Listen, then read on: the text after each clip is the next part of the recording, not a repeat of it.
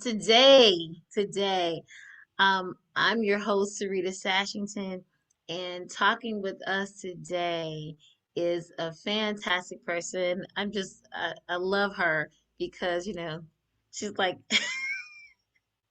we like, we like get each other.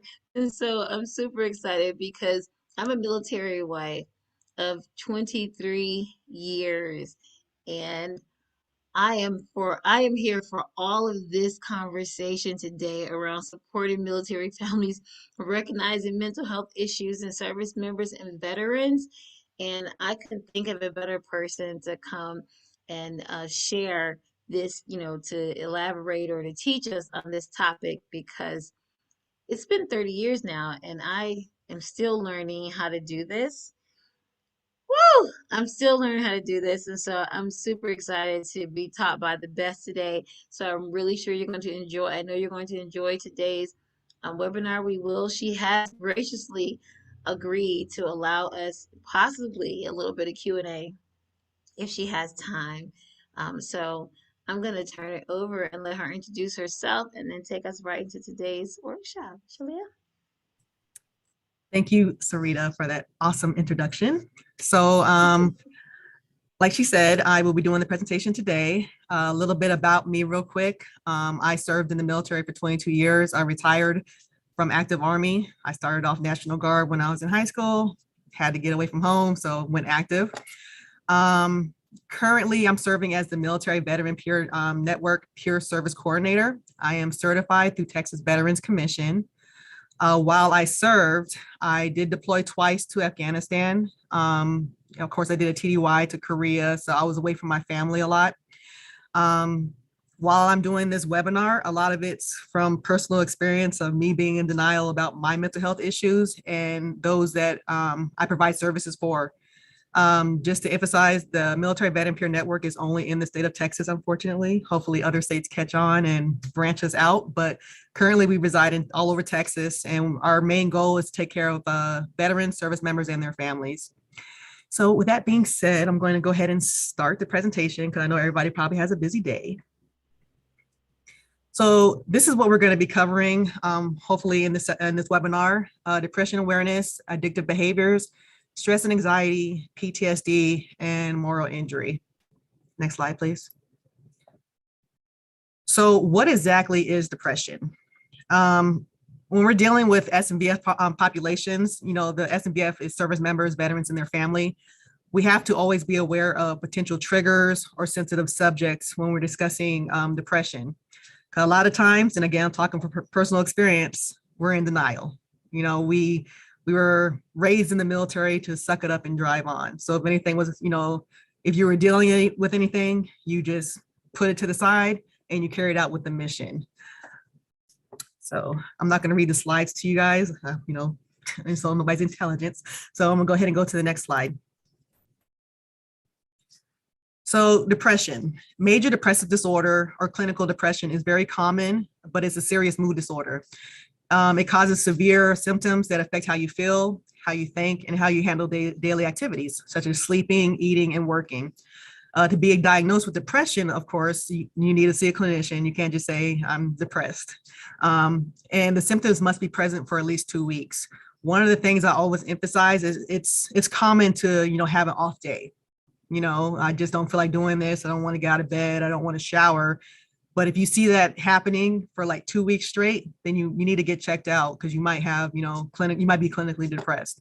So don't confuse, your daily, I'm feeling down, I'm feeling depressed type thing with a whole clinical depression that, you get diagnosed with after a few weeks. Next slide, please. So here are some common signs of depression. So signs and symptoms can be confusing. Basically, a symptom is what a person is experiencing, and the sign is how it appears to others. Irritability is often overlooked as an expression of depression. Some may present as visibly depressed, like I said, sad, tearful, just, woe is me type mentality. But some may show depression by being short with others or appearing cranky or touchy.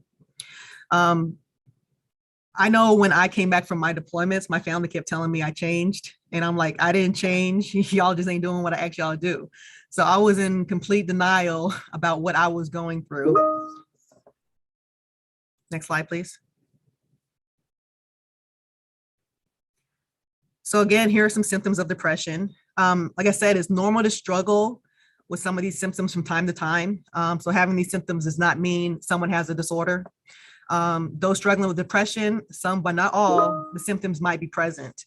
Symptoms are inherently internal and unique to the individual. So not everybody's going to have the same symptoms as, person A and person B. So how one person experiences depressive symptoms can be different from one another. Like I said, not everyone with depression has the same symptoms or feel the same way. Someone might have difficulty sitting still, while another may find it hard to get out of bed. So other symptoms that may be signs of depression and go along with being depressed is, having low self-esteem, feeling down on yourself, finding it difficult to focus or make decisions nearly every day, feeling anxious, worried, or nervous, drinking more alcohol, turning to alcohol as a coping mechanism. And then, of course, smoking or using tobacco. Next slide, please. So here are some common causes of depression. It could be biological, cognitive, co-occurrence, even your medications. I know when I used to go to the doctors, they'll always ask me about my family history. And I have family members that suffer from depression. And I was like, you know what, power of life and death is in the tongue. I ain't claiming it. So I would never put that anybody in my family had depression because I didn't want that on me. Like I said, I was in severe denial while I was serving. Next slide, please. So this is a short video of some different people who were either diagnosed with depression or had the signs of people in their lives that noticed that they had depression. So I'm going to play a little bit of it. I would say the first time really with depressive symptoms, I was deployed on a ship, and my roommate basically said, you need to see someone. This problem of depression and the anxiety that went with it and the other issues that evolved from military life and transitioning into civilian life showed up in very strange ways. I just wished I could just stay in bed for the entire day and just block out the rest of the world. You can't do anything right. Nothing in your life is working right. Everybody keeps saying, oh, just snap out of it. But it's not just snap out of it, because you don't see that light at the end of the tunnel. I wasn't sleeping well, or I was sleeping too much. Sometimes so much was on my mind I wouldn't be able to sleep, or I was just totally drained, and I would just want to sleep all day. Didn't really want to be around people. I tried to isolate myself and stay away from others, and just because I wasn't really comfortable speaking with them and talking about what was going on in my life. And I just it felt empty. I would wake up, it's hard for me to want to go to work. I realized that I have some anger, I have some depression issues. I feel badly about myself. I'm having trouble getting myself out of the house. I'm having trouble doing things. Most of the issues that I was feeling at that time were related to depression. I had to refocus my direction. Civilian life just didn't seem as structured as I would like it to be. I didn't want to feel anything. I wasn't capable of feeling anything. I just wanted to be numb. I got out in 93. I didn't seek help until 1997, and that was through a friend of mine who was going to the VA, and she said, you're not getting out of bed. You're not doing anything. You're not taking a shower, and you really need to get some help besides medication and besides just laying around. All of a sudden, I wasn't surrounded by people who got it.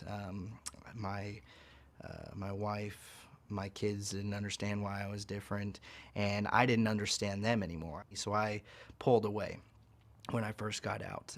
I thought it was, everyone else's fault that they didn't get me. My wife said very plainly, and I completely get why she said it. I don't blame her for it. She said, look, either you get help or I get out. I finally went to the VA in 2003. And it was because I had been working with veterans and saw the other veterans that were having problems were getting help.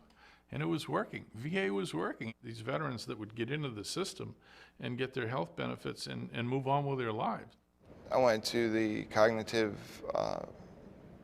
thinking therapy, I think it's called CBT, and that was very beneficial to me. It was a one-on-one where I sat down with the counselor and, told him about some of the situations that I was in. Once I got there, it was like an immediate effect, talking about all these things that I never had the opportunity to discuss with anybody, or the whys of what happened to me and how I feel now. When I released that self-defense and I allowed those walls to come down, I began to interact with my counselor, and it seemed like on a personal level, where you have somebody you can trust, they can give you advice, suggestions, and I can either take them or leave them. But it's coming from a third party, a neutral observer. So I talked to some more doctors and tried a couple of things, like antidepressants. At first they didn't work really well. I went back and we talked about it more and we kind of changed some things. And then it started to help a lot, surprisingly, because I kind of never really believed in, I always thought that it was all in your head kind of thing, like, oh, you're not really depressed, you just need to smile more or something like that. But it's a real thing. It was the trauma counselor that really, really helped me. She did a cognitive behavior therapy with me. She began to show me ways that those, thinking more positively and even just changing words a little bit. It's not the rest of my life is going to be bad. It was just in the past. This part of my life didn't go exactly the way I wanted it to, but I have the whole future ahead. It made it a lot easier because then once I could recognize what was making me feel that way, then I can talk myself down off that ledge to where when I start having those feelings, I can reach back into reality and say, okay, no, this is what's really going on. So it's made life easier. If it wasn't for the VA, I don't know if I'd be sitting here talking to you. Probably not. But I went and I got the treatment and the help I needed, and now my life's completely different. I'm able to face tomorrow. Now that I understand why I was feeling the way I felt, I was able to deal with it better. So life is getting better, and just choose.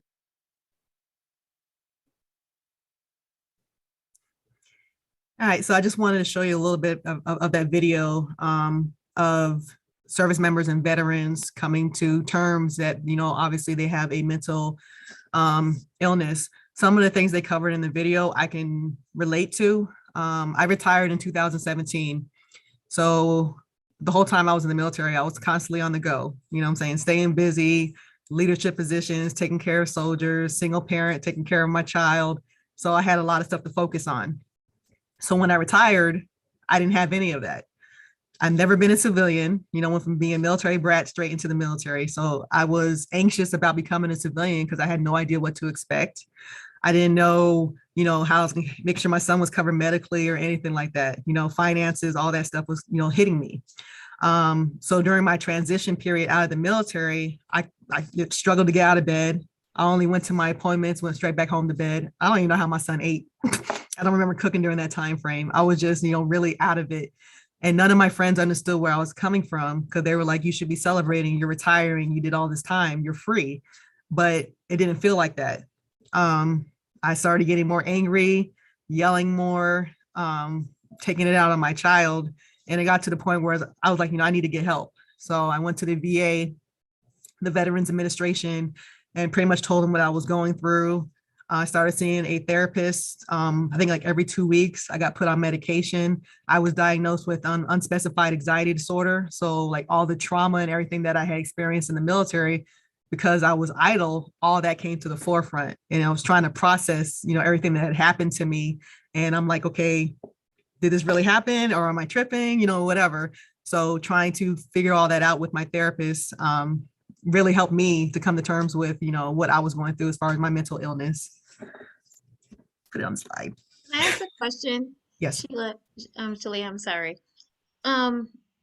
Is it always, I heard them saying in the video about not the inability to shower, is that always indication, you said if it lasts 2 weeks, is that always an indication of depression, the inability to shower or not wanting to shower? So like I said, everybody's different.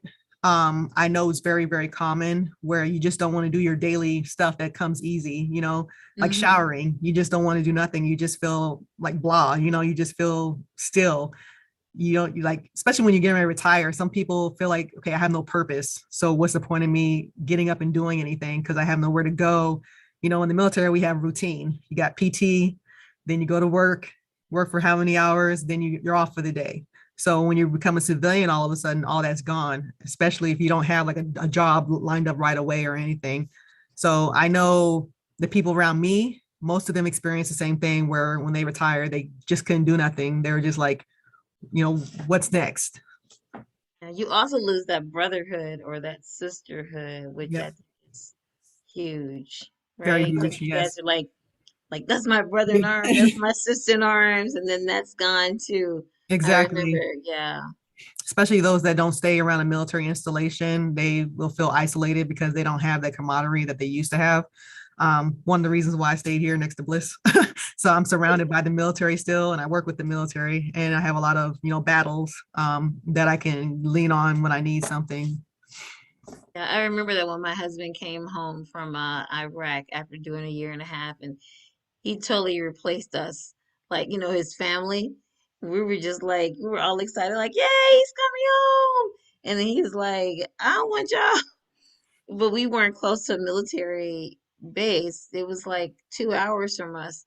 And I remember him just wanting to be with his military family. He just needed to, wherever they were having something, he was going. He was on the phone with them all the time. It was just, that's all he wanted was just his military family because, you know, he was just back, right? He was back and then didn't know what to do. And I was just like, whoa, that went on for like 2 years of not like, he was like, I just need my military family. You don't understand. You and the It's kids. like it's like we talk our own language. Because it's funny, like even my experience is downrange. My family doesn't know. I refuse to tell them, the stuff that I did or seen or anything because you feel like your family can't handle it. And then if you're feeling a certain way, you don't want to put that on your family. So you keep it to yourself. And that's what I did and continue to do. Anything I was going through, I wouldn't tell my family. I would just, suck it up and drive on for the most part, but it's going to come to the forefront eventually. Now I go to peer support groups. I used to could not stand peer support groups. I'm like, I don't want to sit in a circle. I don't want to hear nobody else complaining. I got my own life. I got my own troubles. But now I'm like an advocate for it because we're able to talk about anything from, deployments or family life or whatever. You're able to get it out off your chest with, people that understand where you're coming from and they're not going to judge you and because they've been there. So Yeah. I'm able to relieve that anger that I might feel during the week. So I'm not going home and snapping on my child, poor child, snapping on him or anything. So yeah. Poor family. That's exactly why I just did a webinar about about appreciating military families because we have to put up with you all's crap when you come back. And as you're saying it, I'm like, oh my gosh, that's so my husband, like, Mhm. like, no, suck it up and move on and, hating all that stuff, the peer support Yes. stuff. And I'm just like, what is this dude's problem? And so now you're saying that I'm like, okay, well then this explains a lot. Like Yes. yeah, we didn't because we didn't stay next to a military installation that I never got to have those conversations or hear that from other military people. He would say people always his favorite lines are like people always say they want to know, but they don't want to know. I'm like, Yeah. but that so that makes sense now when you're saying that. I'm like, oh, okay, I hear. And see, Okay, that's that one of the makes a reasons lot of why we sense. have a peer support group for spouses and significant others, because we know just dealing with us is stressful itself. So we have a group for them, so they're able to come together and talk. And my spouse did this, your spouse did that, and they don't feel alone. So yeah, we're all about like total veteran family community and everything, trying to make sure everyone gets squared away because we know it's out there. We know people are suffering. So I think I'm about to move to El Paso. Okay, Andrew. Okay, I'll stop talking because she got a lot to cover. I'm gonna move to El Paso. I'm gonna drag my husband with me. So we're going to talk about how to treat depression. So like if you are depressed, there are things you can do to recover. There are a number of effective treatments for depression that can lead to positive and meaningful changes in symptoms and quality of life. Most often, medication does not cure depression, but it's a part of the treatment regimen. So like we have here a combination of medication, therapy, and counseling. Like I've already admitted, I go to therapy, I'm on medication, and counseling if I need it, but I go to my peer support groups weekly because I know that I need it. I know a lot of veterans are against taking medication because they feel like the VA just loads you up. And I'm like, I'm not going to change your opinion on that. That's you. I know I need my medicine. I see the difference between me being on medication and me not being on medication. Plus, my child lets me know really quick. He has no filter. Next slide, please. There's also lifestyle adjustments that you can do. You got the physical activity. So going for a walk, jogging, working out, whatever gets you going. It can improve your mood and help you sleep better. Good nutrition, eating healthy meals on a regular, it helps your body and your mind. Of course, getting quality sleep. The better sleep you can, the more sleep you get, the better. Then you're gonna change your mood the next day. I know a lot of veterans around me have sleep apnea, which is difficulty sleeping. You stop breathing and stuff of that nature. That's one of my issues is sleep. I'm on sleep medication to help me go to sleep, but it's like my mind never stops. It's always going, going, going. So of course, the next day, my coworkers are going to see that because I'm snappy and everything else. So I really try to make sure I'm taking my medication and I go to sleep at an appropriate time. So I am rested because I know that can increase the symptoms of my mental illness. And then also practicing relaxation and grounding techniques. So this is where I say, what they say, practice what you preach. I do not practice what I preach because I know they have like the box method where you breathe in for 4, let it out for 8 or something like that. I will preach it all day and I'm sure it works, but I do not do it myself. So I need to do what I tell everybody else to do. Next slide, please. Next slide. Well, how's it going? Next slide. All right, so addictive behaviors. In 2014, 20.2 million adults in the US had a substance use disorder. 7.9 of them had a substance use disorder and a mental illness. However, drugs and alcohols are not the only form of addictions. So we're going to cover different type of addictions on the next slide. So while most people are familiar with substance addiction, research has shown that it's possible for a person to develop a behavioral addiction. A behavioral addiction or process addiction, as it's sometimes referred to, is similar to substance abuse, and a person essentially becomes dependent on the pleasurable feelings that certain behaviors like gambling brings about. And it begins to act compulsive behavior to reach that high time again and again. A person may be diagnosed with a behavioral addiction if they start to lose self-control over the behavior, including continuation of the behavior despite apparent risk factors and negative consequences in work or social relationships. I was addicted to sugar. If I got angry and was snapping on my soldiers, they would literally go to the store, get me some Haribo gummies. That's a plug for Haribo. Give me some Haribo gummies and hang it on my door. Because whatever reason, it will calm me. I would get amped up and eating the candy will calm me down. I never got into alcohol or nothing like that, mainly because I have addictive behaviors. And I'm afraid if I did, even if I come home and take a glass of wine, like some people do, I'm afraid that I will get addicted to it. So I never did the alcohol or anything like that. But yes, gummies was my weakness. Next slide, please. So we've kind of already covered addiction, but what causes addiction? Again, when drugs enter the brain, they change how the brain works by causing physical changes to some nerve cells, neurons in your brain. These changes are what lead to the compulsive drug use. So physical addiction appears to occur when repeated use of drug alters the way your brain feels pleasure. Drug addiction and dependence depend on several things, but the two main factors are environment and your genes. So when it comes to, sorry, my alarm. When it comes to environment, you have your family, your beliefs, your attitudes, as well as exposure to your peer group that encourages drug use. And they seem to play an initial role in the beginning of a drug use. So genes, once you started using a drug, the development into addiction may be influenced by inherited traits. All right. So some of the treatments for addiction, mainly it's counseling.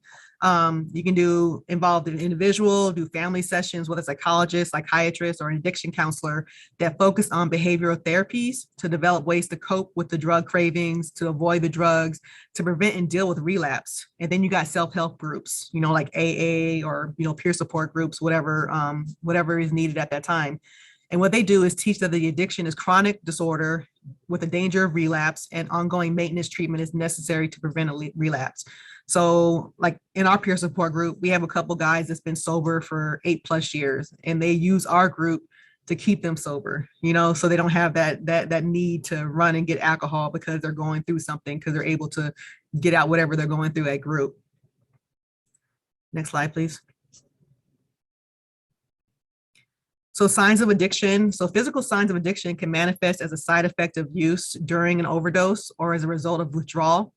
It may be very difficult for someone to pinpoint the cause of the physical signs, but severe effects will require immediate medical treatment. Also, it's important to understand that withdrawal symptoms arise when the body adjusts to the absence of familiar quantities of a drug. It's a natural process, but withdrawing can be dangerous. Next slide. Drug abuse also impacts the person's psychological state. When they're in the grip of an addiction, the person might not realize or recognize these changes. I knew somebody that was doing spice. Spice was very popular for a while, as opposed to weed, because weed was illegal in the military, but spice hadn't been designated as being legal yet. And they would tell me they just felt stuck. They just felt stuck. Like they couldn't do nothing. They would just like sit in their room and just feel stuck. But the thing with spice, and I'm sure with other drugs as well, that first time, it's like the best time, the best hit. And then the rest of it, you're trying to get that same initial high, but spice is never the same. Every batch is different. So you're never going to get back to that first initial feeling. What the heck is spice? Like, is that like a Coke, a hero? What is spice? It's like, someone told me it's like potpourri, pretty much, but it's like a weed substance. It's manufactured from my understanding. But it was when I was stationed in Kentucky, it was really bad. They had stores selling it. And like I said, soldiers were getting it like crazy until they had to put a stop to it and ban them from going into those particular stores. And if you look in the chat, he has put a resource. Thank you, Andrew. I'm over here tap dancing. Thank you, Andrew. You got my back. He's so good at dropping those. He's so good at dropping links. I'm like, what the heck is that spice? Look, appreciate you. Next slide, please. So here are some more symptoms of addiction. You're spending money on drugs, even though you can't afford it. You ain't got no food in the house, but you're scrounging up the money to get them drugs. You're not meeting obligations, your work responsibilities, you're cutting back on social and recreational activities because of the drug use.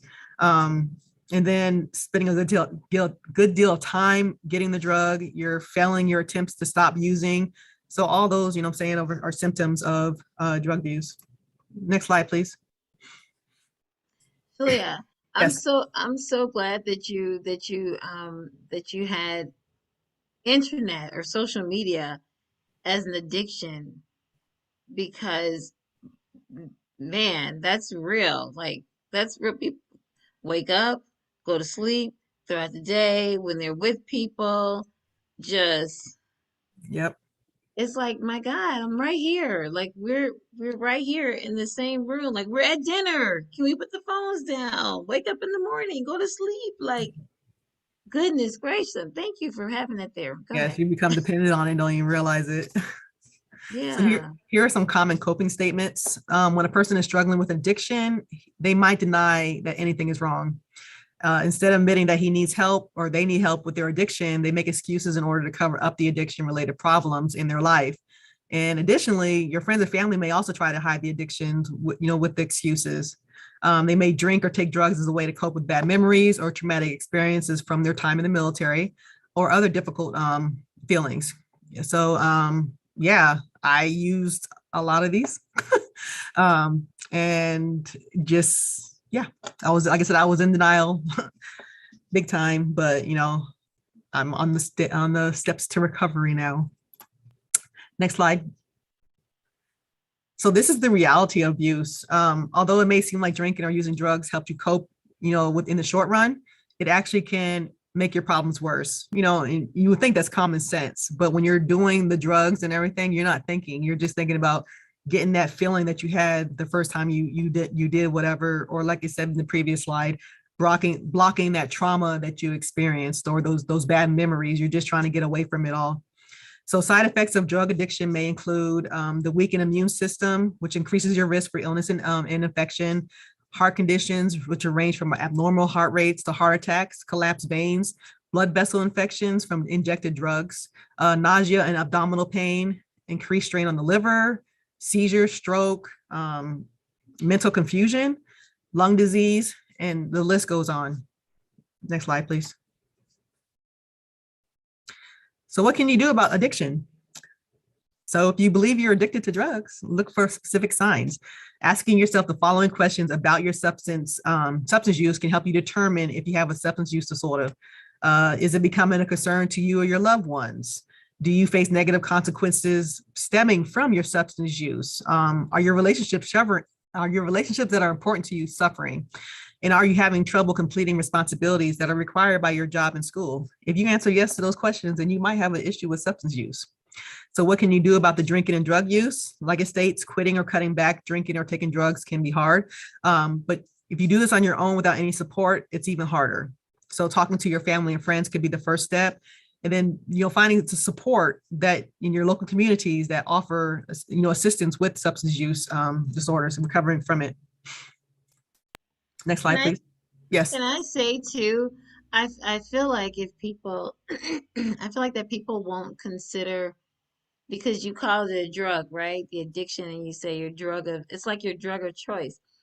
But especially nowadays, I don't think that people see social media as a drug of choice. Do you know what I mean? Mm-hmm.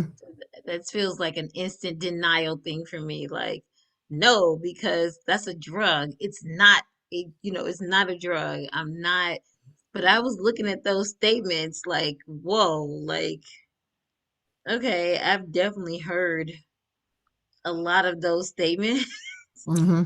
in relation in where it relates to social media. I've heard a lot of those statements like, it helps me go to sleep. It helps me blah blah blah.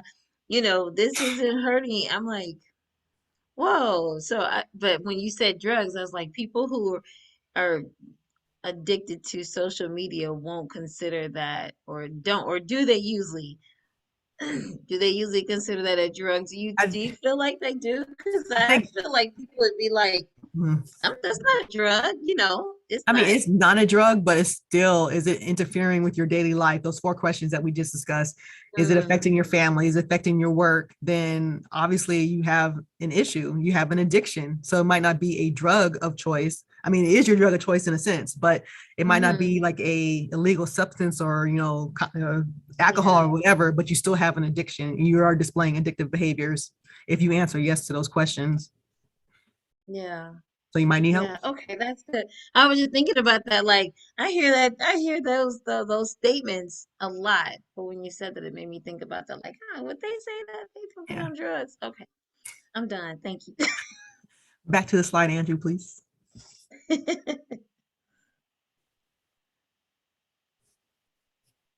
All right, so we're going to talk about stress and anxiety. So a lot of people experience stress and anxieties from time to time. So stress is any demand placed on your brain or your physical body, and anxiety is the fear, the worry, the unease. It can be a reaction to stress, or it can occur in people who are unable to identify significant stressors in their life. You may find yourself frequently worrying about small, inconsequential things, or you might find yourself feeling jumpy and hyper or becoming angry if anyone disrupts you. Maybe you can't concentrate on things as well as you used to, or break out in a sweat with your heart racing for no reason. If these symptoms sound familiar, they could be signs of severe anxiety or stress. I know I can't stand noises like people chewing on, smacking, not say chewing, smacking on gum, clinking a pen. I feel so much rage and I get stressed out trying to ignore it, and to the point where I snap. I love my coworkers. So, to the point where I snap, I can't take like certain noises. Or like recently we had a meeting and I couldn't hear, and I was getting overwhelmed and my partner was like, oh my God, you're stressing me out. So she kept telling people to speak up because I'm trying to concentrate. I want to make sure I understand what's going on. And I couldn't understand nothing because our air conditioning was loud. People are talking around them. So I can't hear the main person speaking. And I found myself wanting to explode. Luckily, my partner has my back. So she was like, can y'all please speak up?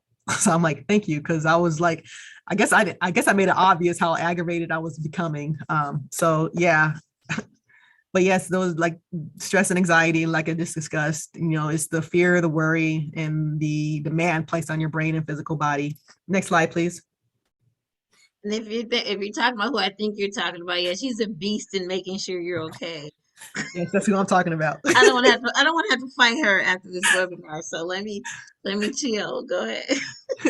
So what can you do if you're experiencing stress or anxiety? Again, get enough rest. Try to plan your day, and again, practice relaxation techniques. Like I stated, I'm on medication for sleep because the rest is my weakness. My mind just it never sleeps. It just keeps on going, and then I can hear everything that's going on. So that adds to my stress and anxiety, in the following day. Next slide, please. So PTSD. So what is post-traumatic stress disorder? Sorry, the accent disorder. So if you experience severe trauma or life-threatening event, you may develop symptoms of post-traumatic stress, commonly known as post-traumatic stress disorder. Maybe you feel like your life or lives of others were in danger, or you thought you had no control over what was happening. So, while in the military, you may have witnessed people being injured or dying, or you may have been physically harmed yourself. So about 18.5% of service members from Iraq and Afghanistan have post-traumatic stress disorder or depression. You feel on edge, nightmares keep coming back, sudden noises make you jump, you're staying at home more and more, you could possibly have post-traumatic stress disorder. I know in my office, I can't have I never sit with my back to the door. I'm just not comfortable. I'm antsy if I sit with my back to the door. If someone comes to my office and I'm not tracking because I'm focused, I'm probably going to yell at them because they scared me. I love my job. So I'm constantly like, not on edge so much, but I'm easily spooked because if I'm not ready for you to come in or something, or it catches me off guard, I'm gonna get cussed out. So I totally understand this, but I make sure everybody around me knows, like, hey, don't come up in here. You need to announce yourself.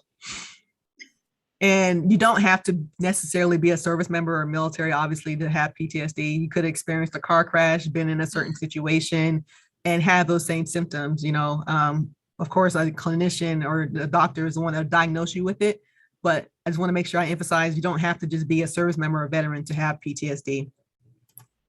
Next slide, please. So again, post-traumatic stress disorder occurs after a traumatic event and interferes with a person's ability to function. The difference between PTSD and stress. So not everyone who's experienced a traumatic event will develop PTSD. After a traumatic event, it's normal to have strong feelings of anxiety, sadness, stress. Some people may even experience nightmares, memories about the event, or problems sleeping at night, which are common characteristics of PTSD. However, these symptoms do not necessarily mean that you have PTSD. Think of it this way. Headaches can be a symptom of a bigger problem, such as meningitis. Does that mean you have meningitis? No, you just probably got a headache, probably stressed out at work or something, or a head cold.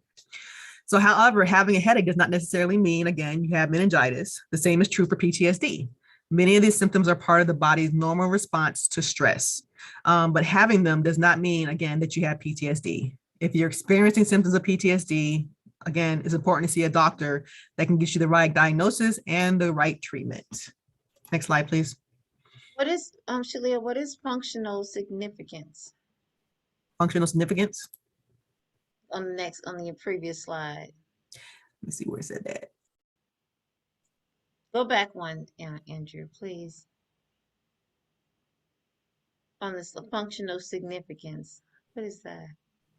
Where does it say that at? Did I say that or it's on the slide? It's on the slide. Oh, my thing's covering it. I'm assuming, based off that, I'm assuming, and correct me if I'm wrong, anybody that knows, like people that are around you, you know what I'm saying, your function, and then you're not functioning with them, you know what I'm saying, like you regularly would. Oh, okay. So there's a change in your actions, your behavior. Does that make sense? Yeah, got it. Okay, Thank you. Sorry about that. Trying to stump me. All right, so we're going to cover PTSD risk factors. So some additional factors that can increase the likelihood of a traumatic event leading to PTSD are the intensity of the trauma, being hurt or losing a loved one, being physically close to the traumatic event, feeling like you're not in control, and having a lack of support after the event. Those can all increase the risk of PTSD. So next slide, we're going to cover signs and symptoms of PTSD. Thinking you're always in danger, feeling angry, feeling anxious, jittery, irritated, having difficulty sleeping, sleeplessness, loss of interest, feeling numb, feeling irritability. Again, like I already mentioned, I have unspecified anxiety disorder.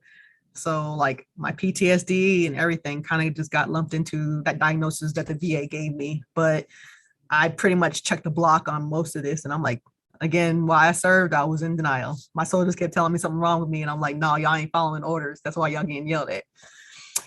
But no, it was deeper than that. The symptoms of PTSD can start immediately or after a delay of weeks or even months, but usually within 6 months of the traumatic event. Sometimes these symptoms don't surface for months, like I stated, or even years after the event occurred, on or after returning from deployment. They may also come and go. If these problems don't go away or worse, you may feel like they're disrupting your daily life, and you might have PTSD.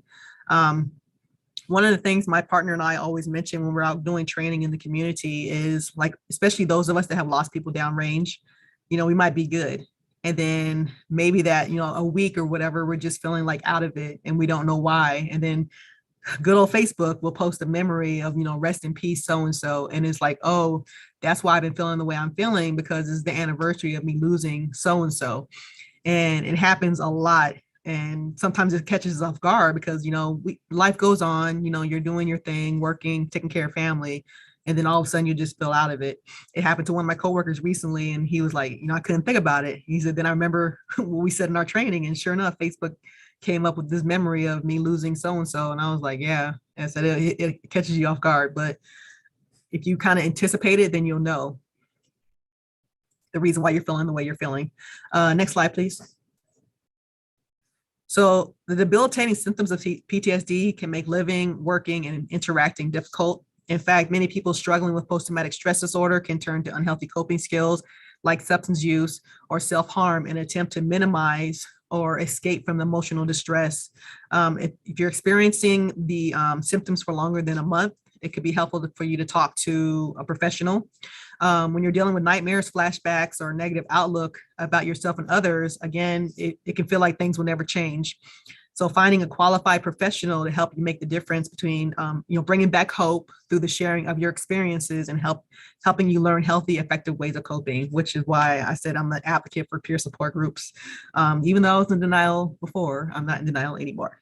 It's not just the symptoms of post-traumatic stress disorder, but also how you react to them that can disrupt your life. So like, again, you may be avoiding places or things that remind you of what happened, consistent drinking or use of drugs to numb your feelings. In the military, we call them functioning alcoholics, those that drink before PT because they had to drink in order to get out of bed to come to PT. Considering harming yourself or others, start working all the time to occupy your mind, pull away from other people and becoming isolated. Recently, I talked to my psychiatrist, and, it was always, small chat, how you doing, blah, blah, blah. And I was like, I'm about to snap. And I said, I feel like I'm going to snap on a regular. And there was no reason for me to be angry, but I was just felt like I had to snap. So they had to change my medication to bring me down so I don't react so quickly to stuff that's going on around me. But yeah, I was on the verge of going off on folks, and they didn't even do nothing. They didn't even realize it. So yeah, they switched up my meds to try to, help me to just make it through the day. Next slide, please. So there are two types of treatments to be shown effective for treating PTSD. There's counseling and there's medication. So professional therapy or counseling can help you understand your thoughts and discover ways to cope with your feelings. There are several specific types of counseling that research has shown to be effective for treating PTSD. Medications called selective serotonin reuptake inhibitors can be used to help you feel less worried or sad. In just a few months, these treatments can produce positive and meaningful changes in symptoms and quality of life. They help you understand and change how you think about your trauma and change how you react to stressful memories. Next slide, please.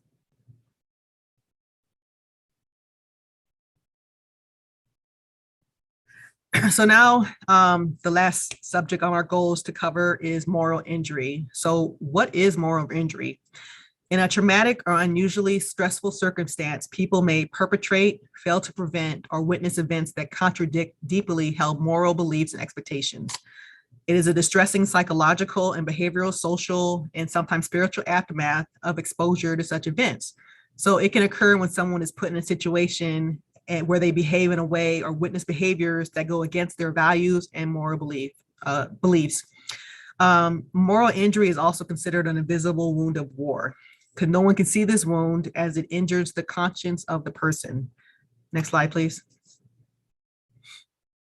So many times the injury occurs because the person cannot forgive themselves for having to take action or not take action that is in contrast to their morals. A moral injury is when people are directed to do things or witness things that go outside of what they believe to be right. So an example would be a service member watching something they morally disagree with happening in front of them, and their orders expressly forbid them from taking action. Afghanistan, there's a lot of practices over there that are against, what we see in America, that, America is all against, and we could not interact. That's how they act in their culture. We are not there to force our culture on them. So we just pretty much had to look the other way on some of the stuff that we're experiencing, or some of the stuff that we witnessed. Next slide, please. So guilt involves feeling distress and remorse regarding the morally injurious event, like I did something bad. Shame is when the belief about the event generalizes to the whole self. So I'm bad because of what I did. Betrayal can occur when someone observes trusted peers or leaders act against values and can lead to anger and a reduced sense of confidence and trust. Next slide, please. So when it comes to the trauma-affected veteran who has experienced a psychological trauma through a violation of deeply held moral beliefs, most research to understand moral injury has been with military service members and veterans as the nature of war. And combat creates situations where people may experience that contradict the values that they live by in civilian life. So, like, again, some examples when it comes to the context of war include killing or harming others, when officers have to make a decision that affects the survivals of others, freezing or failing to perform a duty during a dangerous or traumatic event, for example, falling asleep while you're on patrol, not reporting an event that violates rules of ethics. There are many reasons why reports don't happen. Engaging in or witnessing acts of disproportionate violence, feeling in nothing or enjoyment while causing harm to or killing others. I know some of the veterans that I work with and do peer support group, they were deployed and they were saying that they would witness, killings or whatever, and they got numb to it, where they just kind of laugh and stuff like that, especially when it was to the enemy. They would just kind of laugh it off like they didn't see a life in front of them, and now it's hitting them. Now they're civilians or whatever, they have to try to process those thoughts. Next slide, please. So moral injury is subjective. It's based on one's own standard, expectations, and interpretations. So the individual sees themselves as either the culpable bystander or the perpetrator of the morally wrong act. So you cannot tell me that I don't have a moral injury. If I'm telling you that this is the way I feel, this is what's going on, you can't tell me, no, you don't, you're good, because this is me. You know what I'm saying? I'm telling you what I'm going through. So even though most research has been with service members and veterans, moral injury can occur in the context of many types of traumatic events. Studies have shown moral injury among law enforcement and civilians experiencing community violence. Moral injury among healthcare workers may occur if they have to make a difficult decision related to life and death triage or resource allocation, or when they believe they should have been able to save a patient's life and they were not able to do so. They can all experience moral injury. In the time of a healthcare crisis, healthcare workers may witness what they perceive to be unjustifiable or unfair acts of policies that may lead to a sense of betrayal. Next slide, please. And that kind of concluded my my webinar. But here are some resources. The VA always has great resources. The Veterans Mental Health Department. So like I stated earlier, I'm certified through the Texas Veterans Commission. So if you go to that site, you're able to get resources and everything else that you can use to take care of yourself or your loved ones. Military One Source is always a great resource. You go there and it pretty much covers the entire military, all the branches, as far as finding information you might need when it comes to whatever you're going through. And then again, like I stated, I work for Military Veteran Peer Network. I added our Facebook page. We're always putting down resources and events and groups, anything that's going to help the community. We don't always focus on just the SMVF, the service members, veterans, and their family. We believe in trying to make the whole community strong, because if the whole community is strong, then it's going to affect the veteran community. And then, of course, the Veterans Crisis Line. So the 1-800 number is actually the national line, so anybody can use it. But if you want to talk to someone pertaining specifically to veterans or service members, then you'll press 1 and it'll take you to the Veterans Department. So thank you for having me, Sarita. I greatly appreciate it. And I'm going to turn it back over to you. I know we're almost done, but what would you say, how would you encourage family members to support a military member who is struggling with any of these things? How would you, what would you suggest they do, or how would you encourage them to support that service member? So, like I stated numerous times, a lot of times service members were in denial. So the family, I would say, patience is obviously a virtue, but get resources, you know what I'm saying? As many resources as you can. Eventually they're gonna get tired of you talking to them about it, and they're going to do something about it. But, educate yourself to make sure you're good, you know what I'm saying? Because just dealing with somebody that has, mental illness is it's wearing on yourself. So make sure you're getting the help you need as well. Because if you're not well, how can you support anybody else? So I would say the main thing is to get those resources, to find out what's available for them in your community, to get them taken care of. Hmm. I heard you say, um, I heard you when you were talking about PTSD. I I recently discovered that it can come back. It gets triggered. I remember my husband came back, and he struggled for like the first few years of him after Iraq, and then we were like, like good, right? Or we were able to. We're faith-based people, and so I think that played a lot in like his healthiness and being able to maintain. And then just recently it started to, I was like, wait a minute, what's happening? And then discovered that it could, I was like, what the? Didn't know that it could come back, like it lays dormant or something may trigger it, right? And Yes. then it comes, I had no idea. I was like, what? And I thought we went through this. Yeah, So, especially like if you like, just take into example the whole altercation or the events that are taking place in Ukraine, that hit a lot of veterans and service members, because, we pulled out of Afghanistan. That right there was a major, I don't want to say, I guess, red flag, what I'm saying? When we pulled out of Afghanistan, it affected a lot of soldiers, especially those of us that deployed to Afghanistan. We went through the whole, why was I there? I lost battles over there, and you just pulled out. And then we have the Ukraine thing going on. So you see conflict over there. So you kind of relate the two. So you might have been good, and your PTSD, like you stated, might have been dormant. And then you see, again, all over the news, Ukraine, everybody getting bombed and everything else. So that's going to take you back to, the stuff that was taking place when, the height of the conflict in Afghanistan and Iraq. So it's it did affect a lot of veterans, because they saw, saying themselves getting ready to deploy and everything they went through while they were deployed. So, the news can be a trigger, just seeing certain events. It just depends. Like I stated, PTSD doesn't go away. it also makes me think of service members who come back and then get jobs as first responders. Like I'm having these aha moments, like, Yeah. oh, so then there's so many first responders that are veterans. Oh my God, Yes, yes. that's huge. And I know when I first came in, mental health or illness or whatever wasn't really a major topic.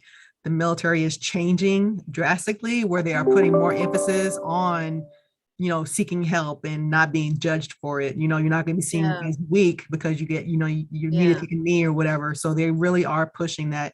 between active duty and the VA. The VA has a Mm-hmm. lot of programs going on right now to try to get, different nonprofits involved to try to take care of, Yeah. veterans after, service members after they get out, because if your mental illness, if your mental illness is not addressed while you're serving, eventually it's going to hit you. You might be good for Yeah. 5 years after you get out, but something's going to happen where it's going to trigger or you're going to have that downfall. So if we get them early, then we're, saying we're doing what we need to do, because like I said, I was in denial when I got out. I didn't. When it makes sense though, I feel like when it makes sense to have men, especially men, like that should be mandated that they need to go through some type of, because my experience was when my husband got back, so many of the men, so many of his female soldiers went to get help.